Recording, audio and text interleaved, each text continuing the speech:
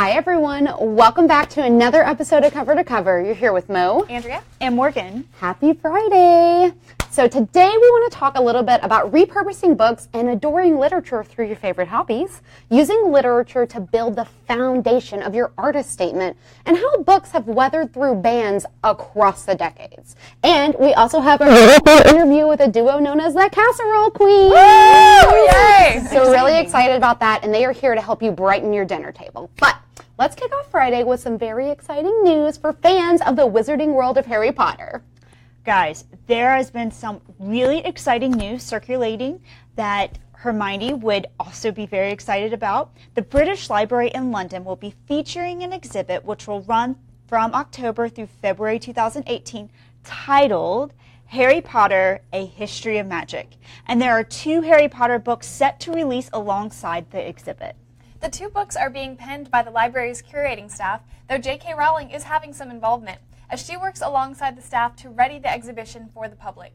The books are called Harry Potter and the History of Magic, the book of the exhibition, and Harry Potter, A Journey Through a History of Magic.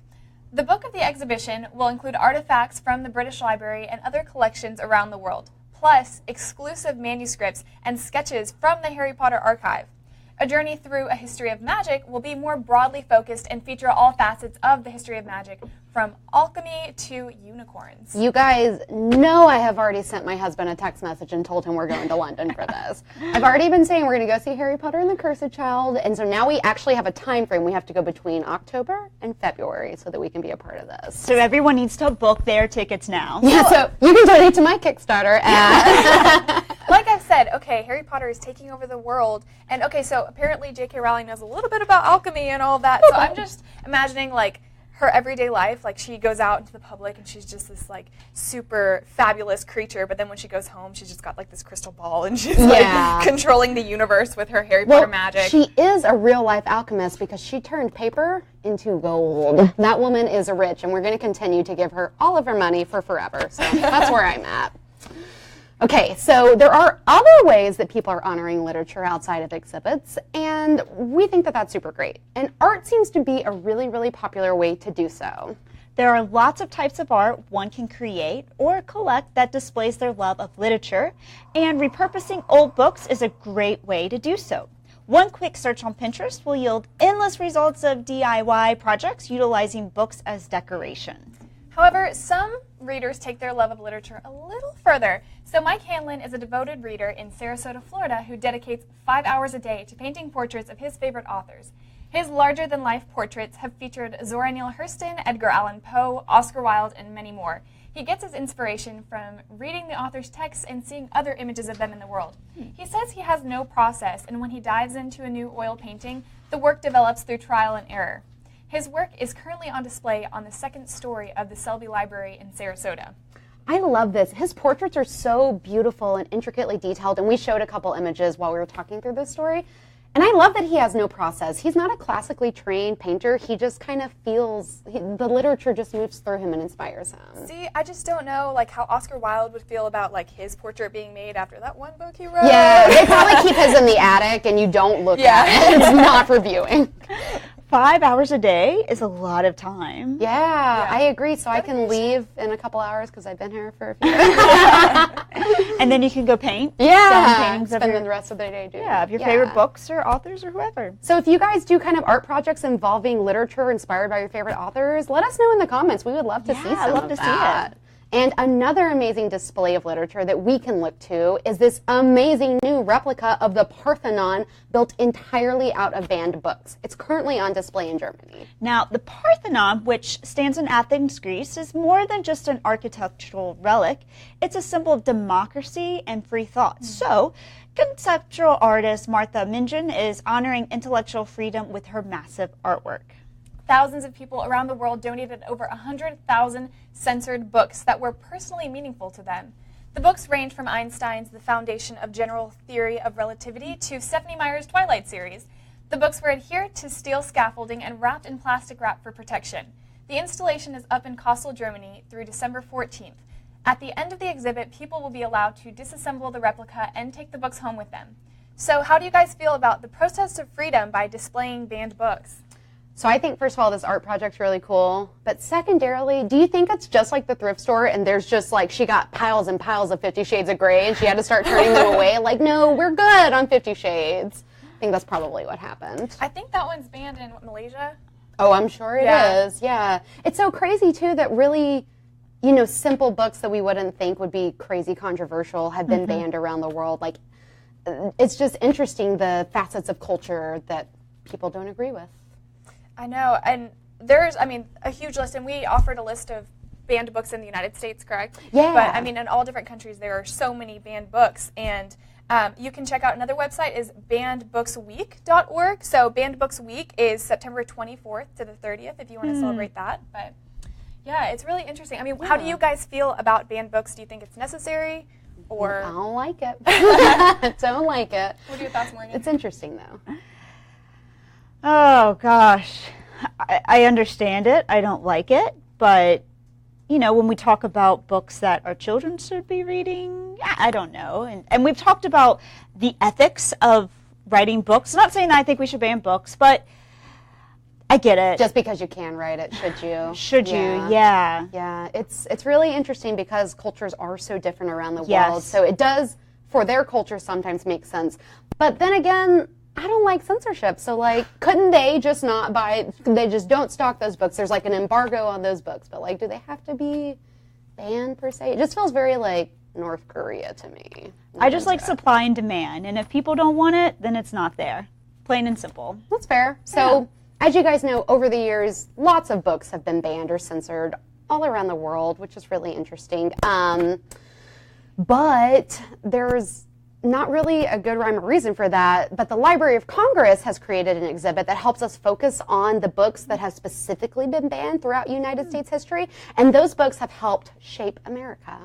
Books That Shaped America features many amazing texts, and it spotlights some books that face scrutiny and challenges throughout the U.S. Among notable books in the list are The Adventures of Huckleberry Finn by Mark Twain, Beloved by Toni Morrison, and The Great Gatsby by F. Scott Fitzgerald. You can see a full list of frequently challenged books and banned books in the states on the American Library Association's website, which we will link to in our show notes.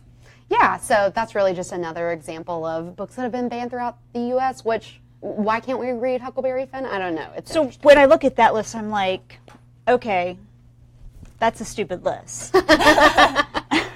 So it makes me want to go back and say, no, forget everything I just said, but supply and demand. Yeah, Whatever. so there's that. So these conversations about banned books are still going on today. This is not old news. We especially see issues like that raised against books when it comes to assigned reading in public schools. Sauk Prairie School District has been in the news recently with just this issue. The Absolutely True Diary of a Part-Time Indian by Sherman Alexie was assigned as part of the school's 9th grade curriculum, and there was a lot of protest from parents who were upset about the bad language, sexual themes, and racism throughout the book. The school board took the complaints into consideration and recently ruled to keep the book as part of the curriculum. All members of the school board read the book to lead up to their vote. One member stated that in light of the empathy and compassion and the background of the character, while there is some challenging content in it, it's ultimately a good educational resource and a book that teaches some great lessons.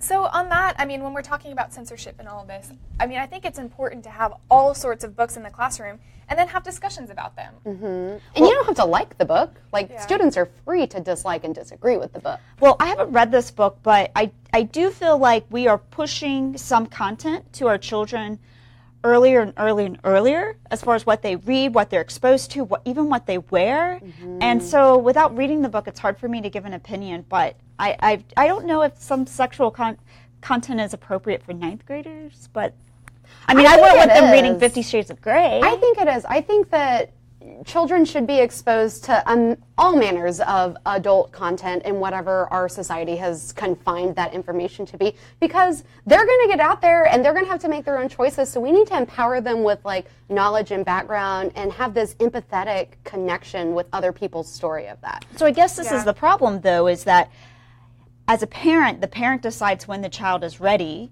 and then there are professionals who are saying you should probably introduce this at this time, but who is the school to say ninth grade is the right time to introduce this to a child? Your thought of like buy the book or not buy the book. Well, then homeschool your kids if you want to protect them from that. You know what I mean? If you don't agree with like what other people think, then take it into your own hands. You're free to do that. I mean, I think these books open these topics for discussion. Like they open really serious, important topics in a different light that maybe, you know, there is some controversy, but they do offer that. And they are free to disagree and be like, I don't like what that was all about. Great, don't reread that book. Read a different book. What do you guys think? Yeah, we would love to know. Number one, have you or your child read it? And what do you think about it? Would you want your child reading this book? What do you think about books like this book? Yeah. So let us know. And have you gone through the same experience in your own school district and with your own children? Maybe it's not this book, maybe it's a different book. And how did you deal with it? Because I'm sure there's a lot of other people watching that are going through the exact same thing and they're just not sure. And I know that parents just want to protect and love their children and, you know, help them. So let us know in the comments. And while you're at it, I just want to let you know that we are also on Instagram. You can find us there. We are Go Read Official, and we'll be feeding the news feed with some great book memes and some more content. But ladies, right now, we have to take a short break. But when we get back, we're going to sit down and have a conversation with the casserole queens. So we'll be chatting all about their work here in just a moment. We'll see you in a minute.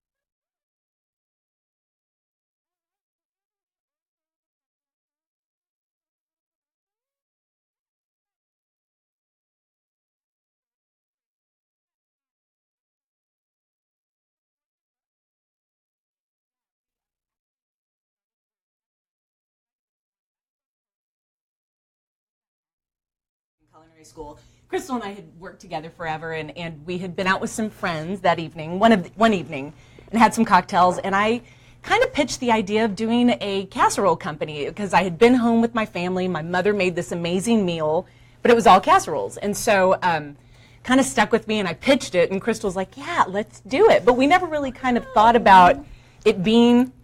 It was a way for us to hang out and drink wine. Oh, and that's really valid. That's really We're starting a We're already starting. We started last night. But then we just had success. It really kind of took off. The city really embraced us. They love everything odd. We dressed like 50s housewives at the time. And then we got picked up by Bobby Flay, and we're on Throwdown with Bobby Flay, and that's where it all kind of, that's where the books thing came in. So why the 50s? You know, it harkens back to a time that we both identify with. Our parents were from the 50s. We both come from large families, and it just rang true. There was something about the casserole, one, that had been forgotten. People didn't make them anymore. I think they just kind of put it in that's an antique dish. But we wanted to bring it back because it's so amazing. It's economical. It's easy to make. You can fancy it up. You can simple it down, whatever you want. But it's from the 50s. And so we really just sort of adapted all the good from the 50s and left all the... We kind of, for branding purposes, it was just so much fun, the kitsch factor, to dress up and kind of put a nod to that time when like women actually had time to, you know, feed a full meal to their families. Everyone's so busy and trying to be superwoman these days that it's very difficult to like, you know, go to work, get kids to soccer practice, get a good hot meal on the table. So we were trying to find a way to like make their lives easier, but just also play up that factor of the 50s that's really kind of kitschy and fun and special. I mean, I mean, we have gotten away from eating at the dinner table, with each other, so it's important. I was gonna say, from like a marketing perspective, do you think it's important for a brand be it a cookbook or some other kind of brand, to have an aesthetic kind of branded image? Is that, you think that's important for other people too? I think so. I think it can also be very limiting. I think for me and Sandy, it worked very well for the mission of our business and also for our books, just because they're very family oriented. It made us think about when we were with our families and, the special recipes that made us feel good. And, so that was really special and all tied together really well. But I think when we started moving into doing our webisodes and kind of trying to brand ourselves into a little bit of a different medium, it didn't always make sense to people having us show up in 50s garb and start cooking, without all the backstory or the explanation of who we were. We kept joking that we'd do the casserole thing and nod to the 50s, and then when we were tired of it, we would go to the 60s and be the fondue queens. And then we go to the 70s, change it every like a Jell-O. Exactly. Whatever trend of the time. So, Crystal, tell me, how fun has this journey been? It's been amazing. I mean, to be able to do it with Sandy, we've always said it's like we make one complete person. I think it would be very difficult to do all of this by yourself, to be thrust into kind of touring and spotlight and, just not, and trying to run the business all at the same time. With having us to be together, we were able to balance that off, and it's just been really fun to be able to do it with my best friend. It's like be on the Today Show, meet Bobby Flay. Yeah. It's like and then we get to go back and go what? I know. See what we just did? That was awesome. I know. It's been an amazing journey, and we would never take, for granted what we were given. It's just a lot about luck, timing, because a lot of people are talented. It's just we're just more talented. Yeah. I mean, no, the right elements just fell into place, so we got to have a fun ride. So speaking of best friends, one of my best friends is a huge fan of y'all. So you guys have to say hi to Grace Hanks, and she's also sick this week, so you have to say hi. Grace what? Grace Hanks. Hi, Grace Hanks. Nashville, Tennessee. Shout out. Casserole Queens. Andrea was telling me that you make some of the casseroles. Good job. Write to us and tell you what you make, and let us know if you like it. Yeah. So you guys have written 2 books, and your first book was a New York Times bestseller, which amazing. Congratulations. This bad boy. The little sticker. That was so exciting. So precious. And then you had your really successful follow-up book. Do you guys think you're going to continue to write, co-write books together, or are you kind of reevaluating your trajectory? Well, we have taken a step back and trying to figure out. We put the business to rest, and then we have been focusing more on recipe development and testing. And we did a little stint with Women's Day magazine. We were an editor for 3 years, so it was contributing editors. So we've gotten to do so much amazing stuff. We still pinch ourselves all the time. But I think we would like to move out of casseroles. I mean, Sandy's a classically trained chef, and it's like the casseroles are fun, and they're obviously very dear and near to us. Sure. But I think moving forward, it might be nice to see if we could branch out on a different project. Something. Maybe you could be like the quinoa queen. Yeah. Or maybe we just do multiple things. You guys could just make queens. Excellent, Sandy. That has to be the new title of your next book. Just queen. I love it. All of it, queen of all. It'd be fun, cool. yeah. So do you guys think that following blogs is a really helpful thing for somebody who maybe wants to, what's a good place to start? You love food, you love to cook, and maybe you have some ideas, but do you guys have some follow this person, learn from them? What do you think? Oh, I think blogs are an excellent way for a new cook to go, because it's so visual as well. It's even with our cookbook, I mean, we're not a top chef and get a picture on every page, so it's we only have this little insert, and that's what probably the biggest feedback we got. It's I really need a picture to see if I'm making it right. So when you're following a blog, you get to go step by step and know exactly what you're doing, and I think it's open doors for many people. While we were out on book tour, we had such an opportunity to meet other authors all across, because we would do book festivals and we would do signings here and group stuff here, and so we had an opportunity to meet a lot of people, but one person that we found was Lisa Fain, who's homesick Texan, and she lives out in New York, and she's homesick for Texas, and so she writes this blog about Texas food, and she has this really great cookbooks and blogs stuff out there. But that would be somebody I would say follow, because she's very up to date on what's going on. She has a great voice. She's a James Beard winner. She's James Beard winner. She knows all the big people, but she's great. So we really love Lisa Fain. Awesome. So I have some friends, and they're amazing cooks, but they're a little too scared to delve into cookbook making. What kind of advice would you have for those people? To make a cookbook? Yeah. Yeah, I mean, it's interesting. It's always been a dream of mine to have a cookbook. And then Crystal really, I don't know that it was a dream of yours, but you've been so supportive, and it became a dream, but it wasn't something you grew up with. But I think when I became a cook, I was like, a cookbook would be amazing.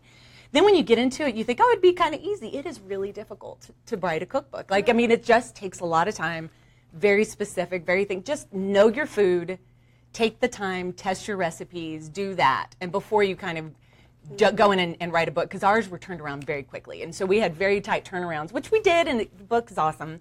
But I would say if you're gonna do it, like, just take a little bit more time before you kind of get in and get your recipes right. Yeah. Were there a lot of recipes that didn't make the cut? Yes. Yes. Yeah. That makes sense. Yeah. You guys also had a YouTube sort of channel that you were doing. Was it called Hungry? Hungry. Yes. Yeah. So I checked out some of those videos, and those were great. I especially loved your tomato soup, which was just a Bloody Mary. Yes. So that's like my Bloody kind of Mary, soup. But it got me thinking, did y'all take a lot of inspiration from Julia Child? I mean, she's a really funny person to watch who cooks. Do y'all enjoy her videos? Oh, We gosh. did, and I think that we also, the PBS, the two fat women. The two fat ladies. Yeah, Have they- you yeah, seen they're them? like- yeah. Yeah, They we were love a big them. inspiration. I think it's just because it's like the two of us. It's like it's a little unique because we have our banter and it's fun. Yeah. Well, and I love that it's not just cooking. Like, cooking's great. We want to see that information, but like that you're enjoyable to watch and you're funny and you have a personality, and it's not like, and here's the basil. Right. Like, that's so great. Do a lovely chiffon. So you guys should check out their YouTube channel, Hungry, or just get on YouTube and type in the Casserole Queens. There's lots of funny videos. We got all kinds of stuff out there. Yeah. Absolutely. And after this episode, we're going to have a flash sale of Make a Meal on GoRead.com, and we will right. have that link for you under the notes, and we'll tell you a little bit about that in just a second. Yeah, so I think that's so cool. What has been your favorite part of it? Do you enjoy like doing interviews and touring, or is your favorite part like in the kitchen recipe development? We are people. Yeah. We like can we tell. like we really enjoy the touring. We enjoy the book signings. We enjoy meeting people and kind of talking to people in person. And Like, the we really like demonstrations that. and things like that. And even interviews like this where we can have a conversation. I always thought it was funny how live television was actually more easy for me than Yes. like sitting and trying to just talk into a prompter and like be natural, you know? So it's much more fun, I think, to engage. Yeah, for sure. And we enjoy it. We really do. We enjoy the cooking, don't get me wrong. We love it. We love our wine. We like to hang out. But we enjoy talking to people. And you guys are precious. Look at your outfit. Like Love that you cute dressed up outfits today. Thank you. Please take us with you to one of your lessons. Do you guys have a particular recipe from this book that we're going to flash sell that you could recommend? I do. Yeah, You go for do? it. Go cooking. Well, it's tomato season, right? So there's so many heirloom tomatoes and beautiful produce for you to grab right now. So So the there- Bloody Mary. the Bloody Mary, yes, that's a little separate. That's not in that book. But there's a tomato pie in here that's just very bright and delicious and herbaceous. It's just great. Yeah. Fresh, right from the farm, very Yeah. delicious, right And for the really season. super simple to put together. So. Awesome. Okay, we are We definitely need tomatoes on dinner night Today. Well, ladies, thank you so much for joining us Thank today. you for having us. We really appreciate Yeah, it. we really enjoyed having you guys on here. You're so fun. And so yeah, we enjoyed learning more about your books. And like I said, we're going to be having this book on flash sale. So they're making It's great. Yeah, 99 cents. That's For crazy. 19 minutes after this episode, click the link down below in the notes, in the comments, and get your copy for 99 cents right now. Yes, and you can follow these ladies on social media or find them on YouTube. They are at the Casserole Queen, so check them out and give them some love. And let us know in the comments if you guys have any go-to recipes of your own, or if you've had a chance to check out the Casserole Queens already. So thank you so much for joining you us guys for today. having us. Thanks, Yes. We hope everyone has an awesome weekend. I'm Mo. I'm Andrea. And Morgan is just off screen. She misses you already. Morgan says bye. All right. Well, we love you guys, and we will be back on Monday, July the 24th at 12 p.m. Eastern, 11 a.m. Central Time. Until then, keep reading, writing, and being awesome. I know we will. Bye. Thank you. Bye. Thank you guys so much. Thanks, y'all.